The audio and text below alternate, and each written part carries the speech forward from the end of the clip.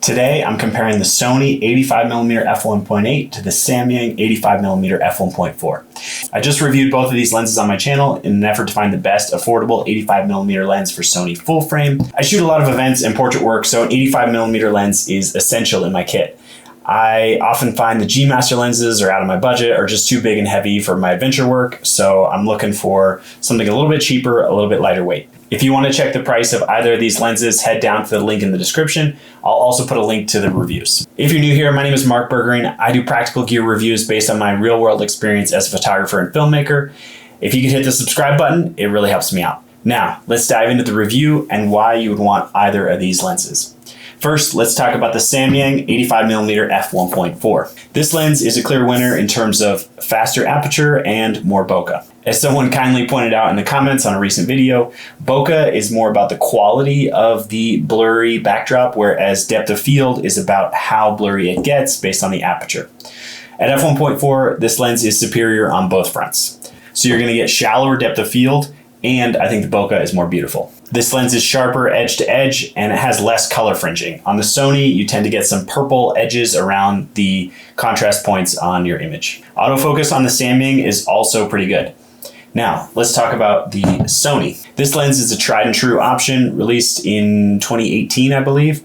It's a good balance of performance and price. Some people, me included, prefer to have the native Sony version. It just provides consistency across my kit, and if I ever need to, I can send it into Sony Pro support. In fact, I just got this back. I did my annual clean and check on this lens. With this lens, you make a couple sacrifices. f1.8 versus f1.4 on the Samyang. Slight reduction in image quality, mainly sharpness and color fringing, as I mentioned earlier, but it does have a few winning characteristics. It's only $550 instead of $600. It's smaller and lighter, as you can see, only 370 grams versus 509 grams. And I'd say it's more compact, and it's got a metal barrel, which gives it a more rugged feel versus the plastic feel on this. Although I do like the rubberized grip on the Samyang. So I think it really comes down when you're comparing these two lenses. Do you prioritize the best image quality and the fastest aperture? Or are you more interested in having a native Sony lens that's a little bit smaller, a little bit cheaper? After owning this lens for almost 6 years, I think I'm going to stick with the Sony.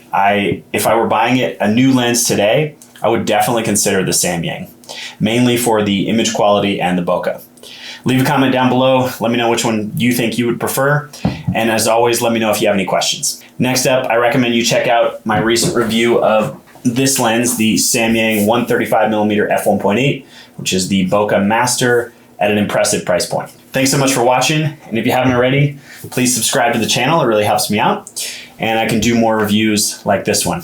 If you want to see more detail about either of these lenses, be sure to check out the reviews I just did. There's lots of sample images and a little bit more detail in terms of specs and specific qualities about each of them.